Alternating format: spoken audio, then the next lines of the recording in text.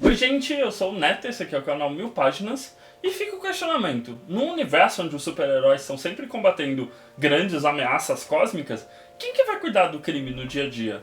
É isso que vem responder Vigilante, My Hero Academia e Legals, o novo mangá da JBC.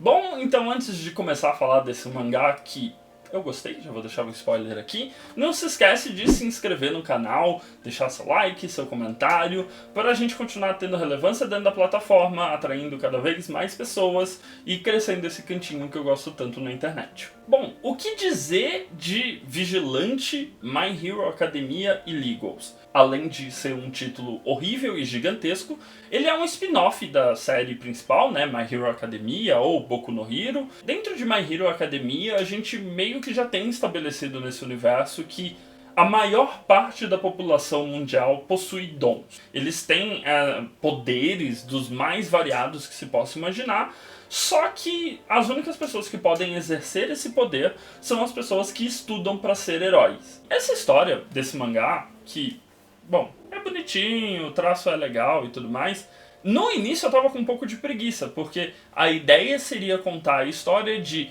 heróis que estão fora do sistema. E eles estão fora do sistema porque eles não fizeram escola de heróis, eles são meio que... eles simplesmente vestem uma roupa, no caso do protagonista ele veste simplesmente um moletom do All Might e vai combater o crime do dia a dia. Então, pessoas que roubam carteiras, gente que joga lixo no chão, senhorinhas que precisam de ajuda para se localizar. Acho que como o Homem-Aranha faz, ser meio que um amigo da vizinhança, é meio que o intuito inicial dos protagonistas. O protagonista principal, que é o Koichi, ele, pelo menos na edição americana, ele é chamado de Nice Guy. Ele é esse cara que não tem nenhum grande poder, ele só faz o bem naquela região em torno dele. Mas isso começa a mudar quando ele conhece esse cara mal encarado aqui, que é o Knuckle Duster.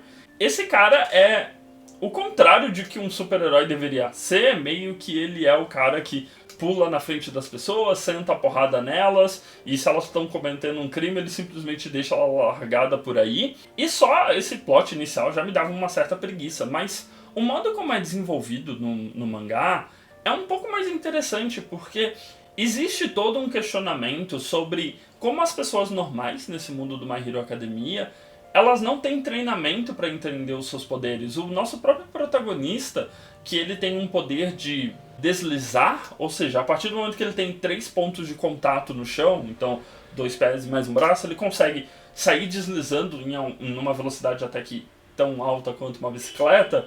Ele não consegue utilizar muito bem essa habilidade dele porque ele não tem treinamento para isso. O poder dele não é um poder heróico, então ele nunca pensou em ser um herói.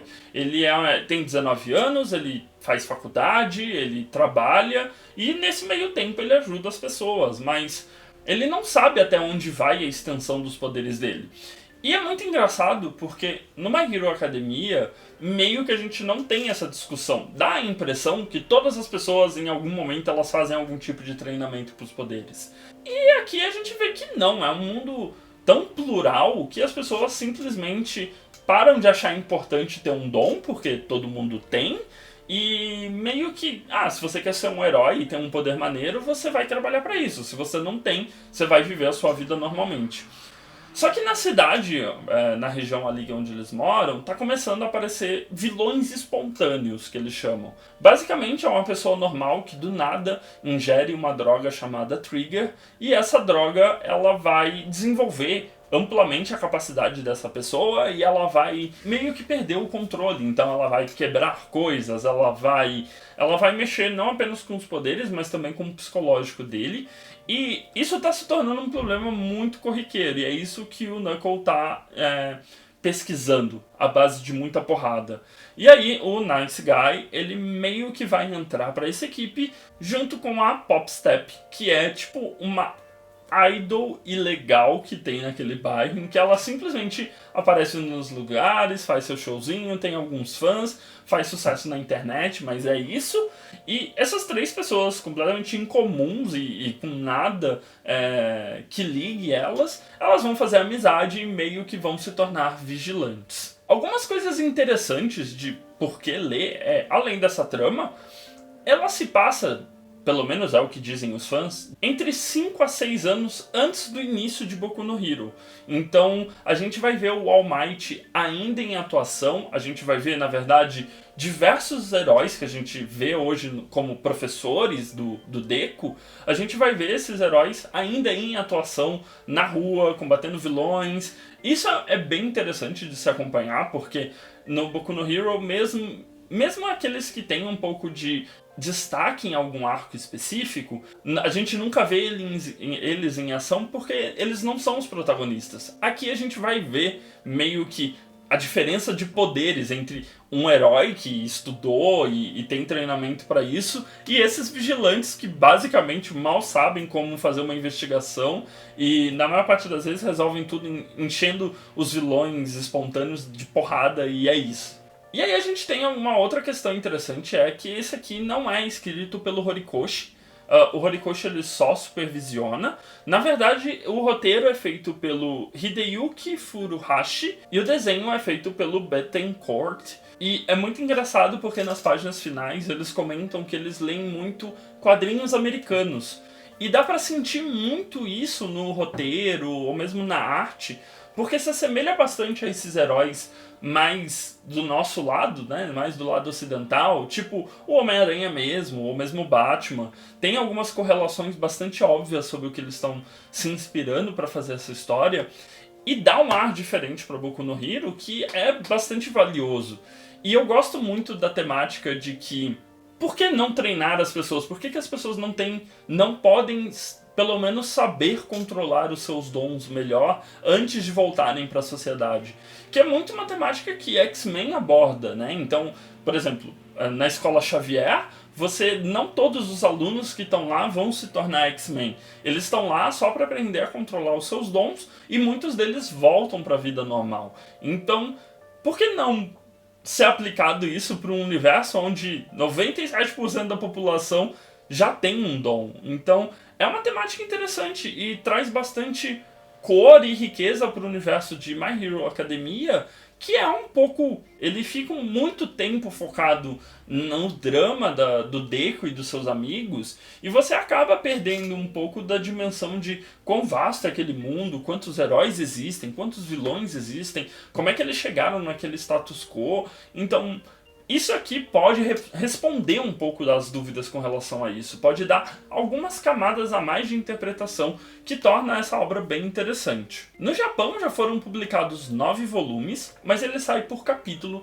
2 capítulos por mês, então é uma obra que vai ter um desenvolvimento mais lento, né? E também ele vai ter, como ele se passa no passado, a gente vai ter algumas questões respondidas aqui que não foram respondidas em My Hero Academia.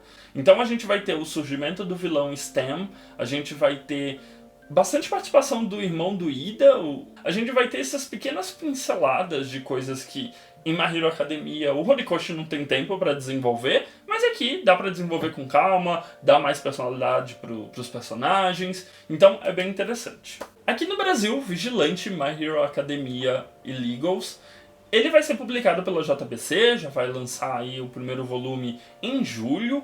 Tá saindo pelo preço de R$ 27,90, mas se você fizer a pré-compra na Amazon vai estar R$ 22,90. Essa edição que eu tenho aqui é a edição da Ivrea, que eu comprei na Argentina.